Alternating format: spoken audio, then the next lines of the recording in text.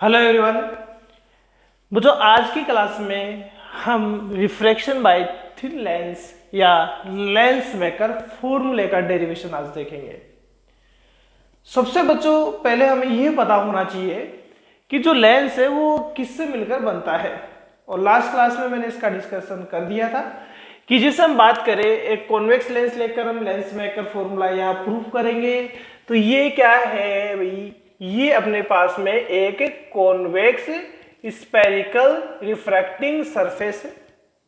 Last class में मैंने spherical refracting surface के बारे में डिटेल से समझा रखा है। ये रेयर मीडियम होगा और ये बच्चों यहां डेंसर मीडियम होगा।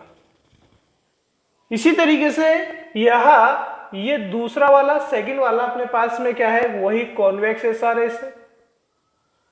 और इन दोनों एसआरएस को जब हम जोड़ेंगे, कनेक्ट करेंगे, तब जाकर अपने पास में क्या बनेगा बच्चों, एक कॉन्वेक्स लेंस बनेगा। यानी लेंस के बनने के दौरान जो रिफ्रैक्शन होगा, रिफ्रैक्शन का यहां जो हम फॉर्मूला यहां प्रूव करेंगे उसको हम लेंस मेकर फॉर्मूले के नाम से जानते हैं। यानी लेंस के बनने के दौरान जब रिफ्रैक्शन का इक्वेशन अपने पास आना है तो उसी इक्वेशन को बच्चों यहां प्रूव करना है। हमें ये पता होना चाहिए फिर इसके लिए कि लेंस बनता किससे है। तो मैंने बताया कि लेंस यहाँ दो कॉन्वेक्स एसआरएस को यदि आप जोड़ेंगे तो कॉन्वेक्स लेंस बनेगा, और दो कॉनकेव एसआरएस को जोड़ेंगे तो वहां कॉनकेव लेंस बनेगा। तो यहाँ जब रेज, क्योंकि जैसे इन दोनों को जोड़े तो इस तरीके से आपके पास क्या बन जाएगा, लेंस बन जाएगा, कॉन्वेक्स लेंस। तो इसमें हम ये देखेंगे कि दो रिफ्रैक्टिंग सरफेस यहां बनेगा। ये पहला रिफ्रैक्टिंग सरफेस है और ये दूसरा रिफ्रैक्टिंग सरफेस है। इसका मीन ये हुआ बच्चों कि एक कॉन्वेक्स लेंस में 2 टाइम यहां रिफ्रैक्शन होगा, या कॉनकेव भी यदि हम लेते हैं तो कितना टाइम रिफ्रैक्शन होगा, 2 टाइम रिफ्रैक्शन होगा। यानी एक लेंस यहां 2 टाइम रिफ्रैक्शन करता है। क्यों करता है? क्योंकि उसमें दो रिफ्रैक्टिंग सरफेस होती है। फर्स्ट कंडीशन में क्या होगा बच्चों, हम जो भी रे लेंगे, जैसे मान लो आपने कोई ऑब्जेक्ट यहां लिया है, उस ऑब्जेक्ट को आप यहां इंसिडेंट करवाएंगे। इंसिडेंट करवाने का मतलब इस फर्स्ट वाली सरफेस पर आप इंसिडेंट करवा रहे हैं और जो रे है वो रे टू डेंसर जा रहा है। तो फर्स्ट रिफ्रैक्शन तो बच्चों ये वाला सरफेस आपके पास करना है। ये फर्स्ट टाइम में रिफ्रैक्शन ये करेगा। फर्स्ट इमेज जो बनाएगा बच्चों वो लेंस के अंदर बनेगा एक तरीके से, क्योंकि हम ये बात करें कि ये रिफ्रैक्टिंग सरफेस आपके पास क्या कर रहा है, यह इमेज बना रहा है, या ये कह सकते हैं नॉर्मली कि यहां से फर्स्ट सरफेस से रिफ्रैक्शन होगा। अब बच्चों ये जो सेकंड सरफेस है, क्योंकि जैसे कोई रे अपने पास आया है और इसको इमेज बनानी थी, लेकिन इमेज बनाने के से पहले उन्होंने क्या देख लिया कि इसके पास में यार दूसरी सरफेस और दिख गई। यानी यहां से रिफ्रैक्शन के बाद में जो रेज निकलेगी वही सेकंड वाली सरफेस पे इंसिडेंट होगी। मतलब इससे जो रिफ्रैक्शन के बाद जो रेज निकलेगी बच्चों वही इस वाली सरफेस पे अपने पास इंसिडेंट होनी है, और ये वाली सरफेस वापस से डेंसर में रेयर डेंसर टू यहाँ रेयर मीडियम में जाकर क्या कर देगा, वहां रिफ्रैक्शन करके अपना एक फाइनल इमेज वहां तैयार करेगा। तो हम ये कह सकते हैं बच्चों की जब रिफ्रैक्शन होता है लेंस के थ्रू तो वहां 2 टाइम रिफ्रैक्शन होता है। तो हमें इन दोनों टाइम में जब रिफ्रैक्शन हो रहा है तो हमें अलग अलग सिचुएशन का अलग अलग डायग्राम बनाते हुए, अलग अलग इक्वेशन हमें लिखते हुए यह लेंस मेकर फॉर्मूला प्रूव करना होता है। तो चलो बच्चों स्टार्ट करते हैं। यहां तक बातें बहुत सारी आपको समझ में आ जानी चाहिए कि एक लेंस दो एसआरएस यानी दो स्पेरिकल रिफ्रैक्टिंग सरफेस से मिलकर बना होता है, इसलिए एक लेंस जो होता है 2 टाइम रिफ्रैक्शन करता है। तो चलो यहाँ 2 टाइम रिफ्रैक्शन करता है, तो अब यहाँ हम 3 डायग्राम यहाँ बनाएंगे बच्चों, एक कॉमन डायग्राम और 2 अलग अलग जो रिफ्रैक्टिंग सरफेस है उनके थ्रू होने वाला रिफ्रैक्शन का अपने पास डायग्राम बनाकर इक्वेशंस को देखेंगे। तो चलो फर्स्ट डायग्राम बात करते हैं कि फर्स्ट डायग्राम में बच्चों ये मेरे पास में क्या है, एक कॉन्वेक्स लेंस है। ये कॉन्वेक्स लेंस जो है इसका ऑप्टिकल सेंटर O है, और ये X और Y अपने पास में क्या हो चुका है, इसका अपर्चर हो चुका है। अब मैंने यहां इस पॉइंट पर ये ओडेस पॉइंट दे देते हैं, यहां से एक रे को मैं इस पर इंसिडेंट करवा देता हूं। हमने यहाँ इंसिडेंट करवा दिया है। अब आप और भी बहुत कुछ बातें आप बता सकते हैं कि जैसे मान लो कि बच्चों ये फर्स्ट वाली रिफ्रैक्टिंग सरफेस है, इस फर्स्ट वाली रिफ्रैक्टिंग सरफेस में ये वाला मिड पॉइंट इसका पोल हो चुका है, इसी तरीके से इसका मिड पॉइंट अपने पास में ये पोल हो गया है। तो इसमें दो रिफ्रैक्टिंग सरफेस कौन कौन सी है बच्चों, एक तो XP1Y है और दूसरी कौन सी है XP2Y है। दो रिफ्रैक्टिंग सरफेस आपको दिखाई दे रही है XP1 और Y, यानी पहले ये लेफ्ट वाली सरफेस रिफ्रैक्शन करेगी और सेकंड टाइम में ये राइट वाली आपके पास रिफ्रैक्शन करेगी। मैं ये मान लेता हूँ कि बच्चों ये जो रेयर मीडियम है उसका रिफ्रैक्टिव इंडेक्स N1 है, ये रेयर मीडियम होगा, यहाँ ये रेयर मीडियम हो गया आपके पास में, और ये जो डेंसर मीडियम है यानी जो ग्लास है उसका रिफ्रैक्टिव इंडेक्स बच्चों यहाँ N2 मान लेता हूँ। और मैं ये मान लेता हूँ कि इनिशियली ये जो डिस्टेंस है वो कितना है अपने पास, U ऑब्जेक्ट का डिस्टेंस है इनिशियली। अब फर्स्ट टाइम में क्या होगा बच्चों, जो रेज रिफ्रैक्शन करेगी वो इस सेकंड वाली सरफेस के लिए एज ए क्या करेगा, ऑब्जेक्ट की जैसे वर्क करेगा। और ऑब्जेक्ट की जैसे वर्क करेगा तो मैं ये मान लेता हूँ कि ये फर्स्ट कंडीशन में जो ये इमेज बना रहा है वो कौन से पॉइंट पर बना रहा है, I1 पर बना रहा है। I1 देखो हमने यहाँ डॉटेड लाइन से बताया है, इसका मीन ये बोर्ड के बाहर नहीं है, रेयर मीडियम में नहीं है, ये यहाँ डेंसर मीडियम में बनने वाला इमेज है जो इस सेकंड रिफ्रैक्टिंग सरफेस के लिए वर्चुअल और रियल दोनों कंडीशन में हो सकता है। मैं ये मान लेता हूँ कि बच्चों ये जो डिस्टेंस है फर्स्ट कंडीशन में जो इमेज बन रहा है वो V1 है। अब है क्या बच्चों, मैं बात ही कह रहा हूँ क्योंकि ये जो फर्स्ट वाला जो ऑब्जेक्ट का जो फर्स्ट वाला जो अपने पास इमेज वाला जो रे है वो सेकंड के लिए ऑब्जेक्ट का काम करेगा, यानी ये वाली जो रे है वही सेकंड वाली पे इंसिडेंट होगी। और ये सेकंड वाली में मान लेता हूँ कि बच्चों यहाँ कौन से पॉइंट पर इमेज बना रहा है, I पॉइंट पर एक अपना इमेज बना रहा है जिसका डिस्टेंस यहाँ कितना है, V है। यानी ये तो अपने पास फर्स्ट इमेज है। और फर्स्ट इमेज का मीन यदि आप समझे तो क्या है, first image after refraction XP1 और Y के थ्रू बन रहा है। ये किसके थ्रू बन रहा है, XP1 और Y जो रिफ्रैक्टिंग सरफेस है उसके थ्रू बन रहा है।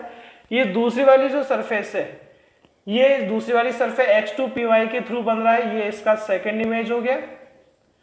और ये किसके थ्रू बन रहा है, XP2 और Y के थ्रू यहां बन रहा है। अब देखो बच्चों ये तो दोनों के लिए कॉमन डायग्राम हो गया जो काफी कम समझ में आता है कि सर ये डॉटेड लाइन क्यों किया, ये डार्क लाइन क्यों किया। तो हम इसको डिटेल से यहाँ समझते हैं और हम यहाँ इसको डिटेल से समझते हैं। ये पॉइंट A और B ले लेते हैं मान लो एक लिए के। अब मैं क्या करता हूँ कि इन दोनों का अलग अलग सेपरेट डायग्राम बनाता हूँ कि XP1 Y के थ्रू कैसे अपने पास में यहाँ क्या होगा, रिफ्रैक्शन होगा, और XP2 Y थ्रू के थ्रू अपने पास रिफ्रैक्शन कैसे होगा। दोनों के अलग अलग डायग्राम से हम बनाते हैं और अलग अलग उनका इक्वेशन हम लिखते हैं। तो देखो ये फर्स्ट वाली सरफेस लेता हूँ, ये फर्स्ट वाली सरफेस ले रहे हैं हम, और फर्स्ट वाली जो सरफेस है बच्चों कौन सी होगी, X, ठीक है। ये फर्स्ट वाली सरफेस X है, ये जो पॉइंट होगा बच्चों यहाँ क्या है, P1 है, और ये वाला पॉइंट क्या अपने पास Y है। तो फर्स्ट वाली जो रिफ्रैक्टिंग सरफेस है X, P1 और Y हो गया। ये इस पर क्या हो गया बच्चों, इंसिडेंट रे हो चुका है, ये इंसिडेंट रे हो गया, ठीक है। अब हम बात करें यदि ये इंसिडेंट रे हुआ है तो इसका नॉर्मल कहाँ होता है बच्चों, इसका सेंटर कर्वेचर पर होता है। इसका सेंटर कर्वेचर राइट साइड में हो गया जो कि मैं C1 मान लेता हूँ। इसका रेडियस अभी के लिए R1 ले लेते हैं। तो जब आप न्यूमेरिकल करेंगे तो R1 कैसा लेंगे बच्चों, आप पॉजिटिव में लेंगे क्योंकि यहाँ हम बात करें इसका सेंटर कर्वेचर राइट साइड में है। इमेज बनाने के लिए दो रेज हम लेते हैं, तो हम मैं ये मान लेता हूँ कि देखो फर्स्ट कंडीशन में ये रिफ्लेक्शन क्या कहाँ कर रहा है, I पॉइंट पर कर रहा है। तो ये यहाँ I पॉइंट पर आ चुका है और ये जो डिस्टेंस है वो कितना है बच्चों अपने पास में V1 है, और ये जो डिस्टेंस है वो कितना है अपने पास U है। तो ये N1 हुआ और ये अपने पास N2 हुआ जो कि अपने पास यहाँ कौन सा मीडियम है बच्चों, सेकेंड मीडियम है, एज ए डेंसर हो गया।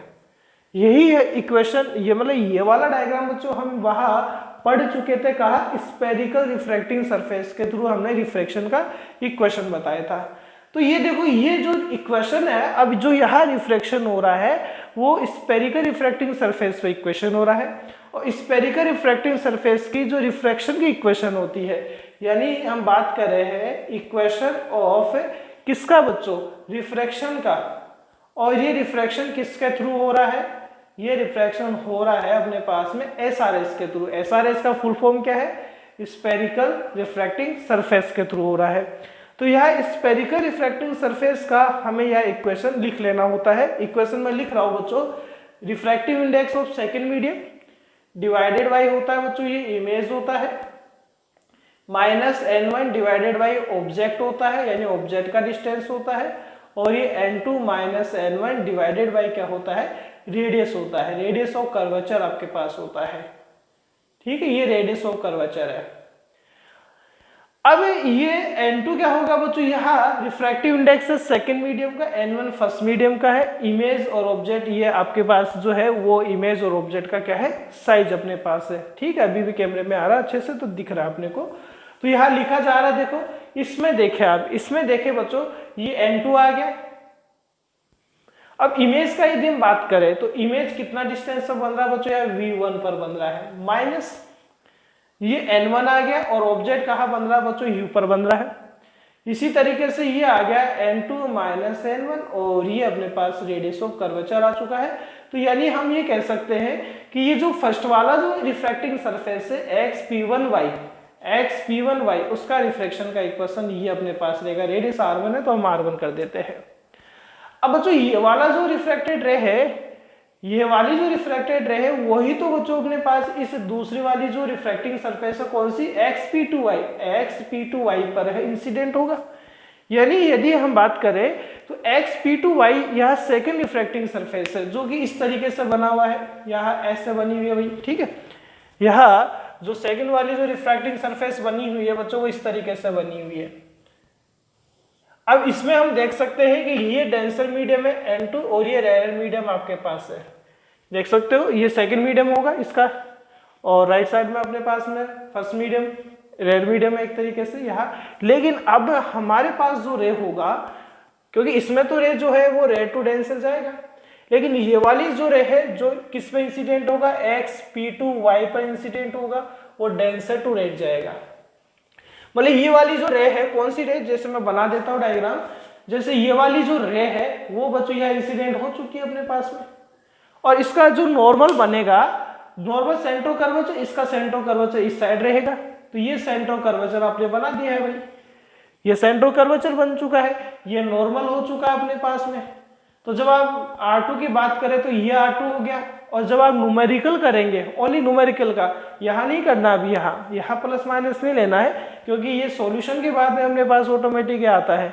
लेकिन यदि आप न्यूमेरिकल करेंगे तो यहाँ R2 यहाँ कॉन्वेक्स में कैसा लेंगे बच्चों, नेगेटिव लेंगे आप, फॉर न्यूमेरिकल लिख लेना चाहिए, फॉर न्यूमेरिकल की बात करें। एक क्वेश्चन बच्चों में ऑलरेडी पहले करवा चुका हूँ, और R1 भी यहाँ आपके पास में न्यूमेरिकल में आप कैसा लेंगे, पॉजिटिव लेंगे।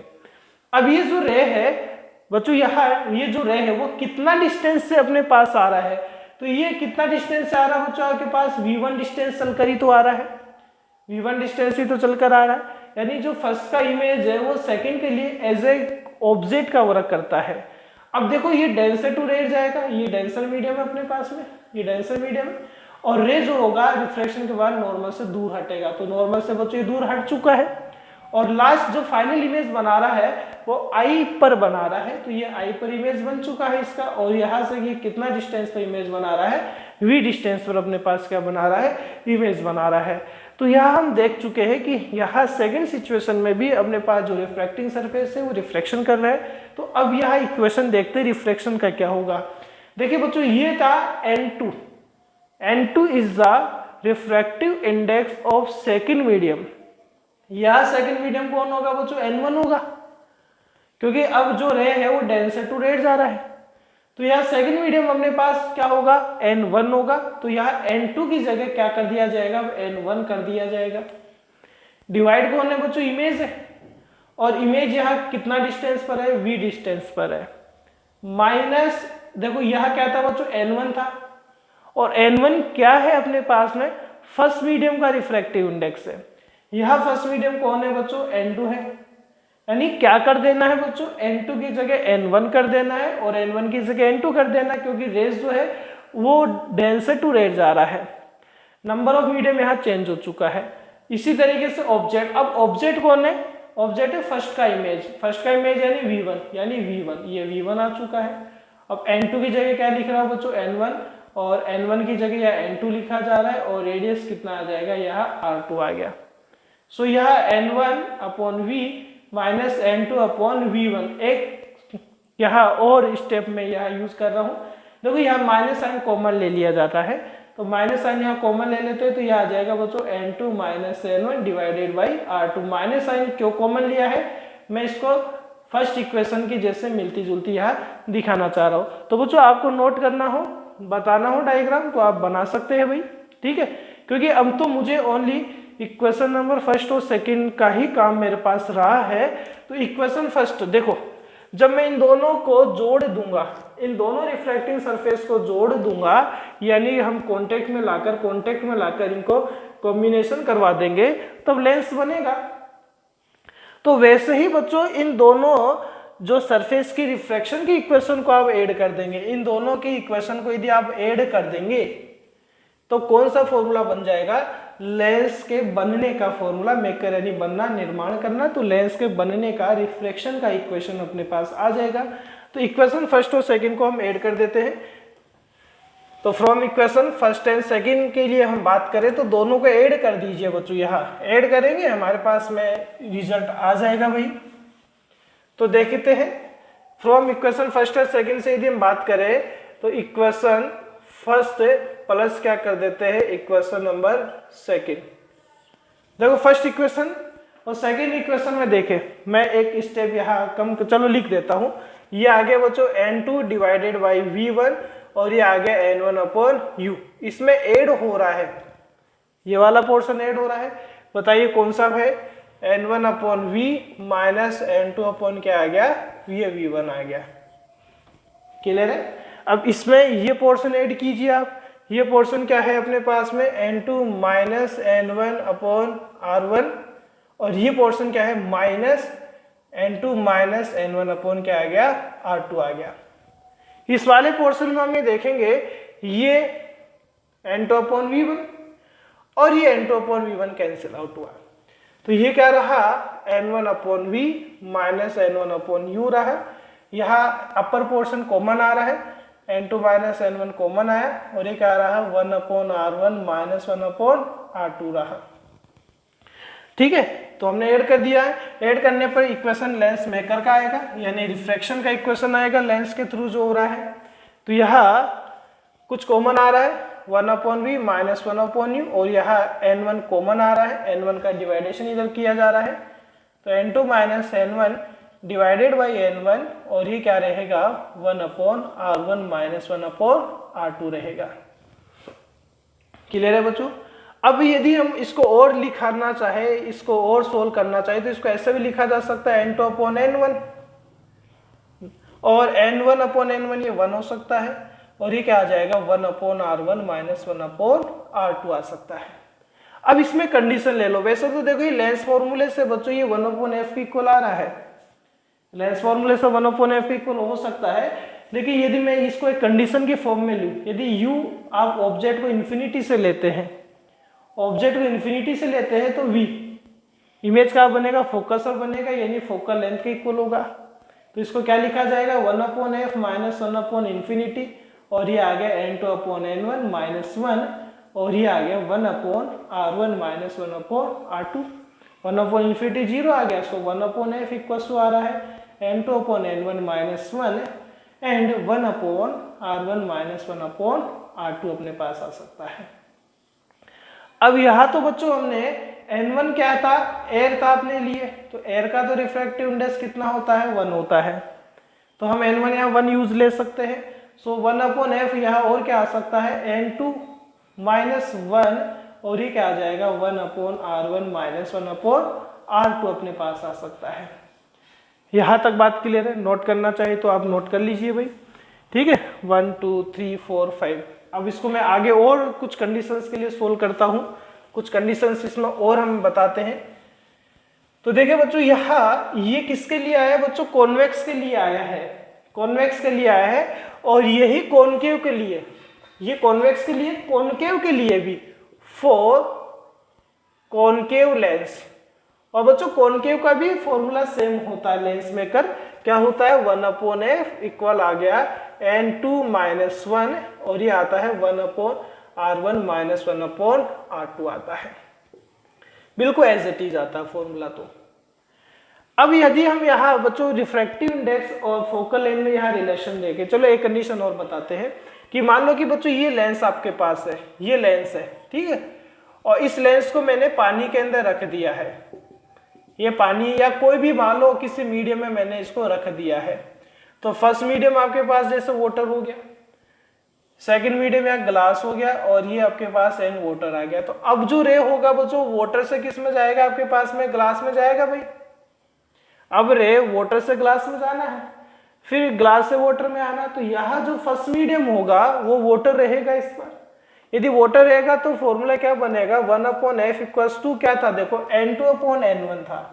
n2 यानी सेकेंड मीडियम यानी ग्लास हो गया, फर्स्ट मीडियम यहाँ वाटर हो गया, -1 हो गया, और ये क्या आ गया बच्चों 1/r1 और ये -1/r2 अपने पास आ सकता है। तो जिस मीडियम से अपने पास रेज जो है इस लेंस में एंटर करता है वो फर्स्ट मीडियम होता है, और खुद ही इस मटेरियल का जो रिफ्रैक्टिव इंडेक्स होता है वो एज ए सेकेंड मीडियम का रिफ्रैक्टिव इंडेक्स की जिससे काम करता है। अब यहाँ कुछ रिलेशन अपने को पता चल रहे हैं, उन रिलेशन के बेसिस पे कुछ और बातें की जाएगी कि बच्चों यहाँ जो फोकल लेंथ आ रहा है, यहाँ जो फोकल लेंथ आ रहा है, ठीक है, वो फोकल लेंथ इनवर्सली प्रोपोर्शनल आ रहा है किसके, रिफ्रैक्टिव इंडेक्स के, refractive index of a lens material. जो भी लेंस देखो ये एक दूसरे के जस्ट इनवर्स आ रहा है अपने पास में, यानी फोकल लेंथ म्यू के क्या होता है, इनवर्स होता है। अब हम कलर्स का बात करें कि सभी कलर्स का फोकल लेंथ डिफरेंट होता है क्योंकि रिफ्रैक्टिव इंडेक्स डिफरेंट होता है।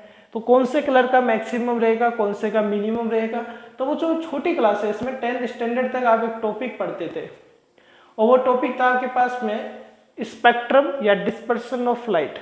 और वो ये था, यानी स्पेक्ट्रम बोल सकते हैं आप नॉर्मली इसको, कि आप जब यहाँ एक व्हाइट लाइट को किसी प्रिज्म पर इंसिडेंट करवाते थे तो वो लाइट जो होता था वो टोटल 7 कलर्स में, टोटल यहाँ कितने कलर्स में, 7 कलर्स में, इसको और पास ले लेते, क्लोज ले लेते भाई, टोटल 7 कलर्स में डेविएशन वो करने लगता था। ये V से R तक उसका ऑर्डर होता था जिसको आप क्या कहते थे, विबग्योर कहते थे। ये V वॉयलेट कलर होता है, ये इंडिको होता है बिल्कुल डार्क ब्लू, ये स्काई ब्लू होता है, ये ग्रीन होता है, ये येलो होता है, ये ऑरेंज होता है, और ये रेड कलर होता है। अब ये जो स्पेक्ट्रम हो रहा था, या ये जो लाइट है व्हाइट लाइट अपने रिफ्रैक्शन के बाद में ओरिजिनल 7 कलर में अपने पास में दिखाई दे रही थी, तो उसका रीजन क्या था, क्योंकि सभी कलर का वेवलेंथ बच्चों डिफरेंट होता है, वेवलेंथ डिफरेंट होने से उनका रिफ्रैक्टिव इंडेक्स भी डिफरेंट होता है। तो ये जो देखो ये जो डेविएशन आता है, ये जो इंसिडेंट रे से जो ये इमर्ज होती है रेज, जिससे हम ये कह सकते हैं कि वो अपने आप को बेंड करती है, तो इस सभी कलर का फिर जो बेंड होता है वो अलग अलग एंगल से हो जाता है। सभी का क्या बताया हमने, लैम्डा डिफरेंट होता है, सभी का म्यू डिफरेंट होता है। नॉर्मल बता रहा हूँ बच्चों, ये बात वैसे इस साल टॉपिक ये नहीं है एनसीईआरटी में। तो ये वेवलेंथ डिफरेंट, म्यू यानी रिफ्रैक्टिव इंडेक्स डिफरेंट, तो सभी कलर के लिए रिफ्रैक्शन भी डिफरेंट एंगल से रहेगा, और डिफरेंट एंगल से रहेगा तो सभी कलर आपको सेपरेट दिखाई देने लगेंगे। तो यहाँ पता होना चाहिए कौन से कलर का वेवलेंथ ज्यादा होता है। बच्चों जो आप वॉयलेट से रेड की साइड में जाते हैं तो वेवलेंथ जो होता है वो इंक्रीज होता है, वेवलेंथ लैम्डा इंक्रीज होता है, यानी हाईएस्ट वेवलेंथ रेड का होता है और सबसे लिस्ट वेवलेंथ किसका होता है, वॉयलेट कलर का होता है। इसी तरीके से बच्चों आप रेड से वॉयलेट की साइड में आते हैं, रेड से वॉयलेट की साइड में आते हैं तो रिफ्रैक्टिव इंडेक्स क्या होता है, हाईएस्ट होता है, यानी हाईएस्ट जो रिफ्रैक्टिव इंडेक्स होता है वो किसका होता है, वॉयलेट का। यानी देखो वेवलेंथ तो सबसे ज्यादा रेड का होता है, सबसे कम वॉयलेट का होता है, लेकिन जो रिफ्रैक्टिव इंडेक्स होता है वो वॉयलेट का सबसे ज्यादा होता है और रेड का सबसे कम होता है। यानी जो वेवलेंथ होता है, जो लैम्डा होता है वो इनवर्स होता है किसके बच्चों, यहाँ म्यू के इनवर्स होता है, रिफ्रैक्टिव इंडेक्स के इनवर्स होता है। अब मम्मी यार दोनों की बात यदि करें तो ये जो हम लिखेंगे, क्योंकि 1/म्यू को आप क्या लिख सकते हैं, लैम्डा, यानी हम इसको ऐसे लिख सकते हैं भाई, इसको हम ऐसे लिख सकते हैं। क्या लिखा हमने, इसको कैसे लिखा भाई, 1/म्यू जो है वो फोकल लेंथ के इनवर्स है, और 1/μ जो है वो लेमडा के भी इनवर्स है, तो एफ और लेमडा तो बच्चों ये डायरेक्टली प्रोपोर्शनल हो सकता है। तो जिस कलर का वेवलेंथ यहाँ ज्यादा है उस कलर का या फोकल लेंथ पे अपने पास क्या रहेगा, ज्यादा रहेगा, मैक्सिमम रहेगा, लेकिन उसका रिफ्रैक्टिव इंडेक्स अपने पास कम रहेगा। तो आप इस तरीके से ये बात भी ध्यान रखें, बहुत बार आपके पास कंपटीशन एग्जाम में इससे रिलेटेड क्वेश्चंस आ सकते हैं। ठीक है बच्चों, थैंक यू।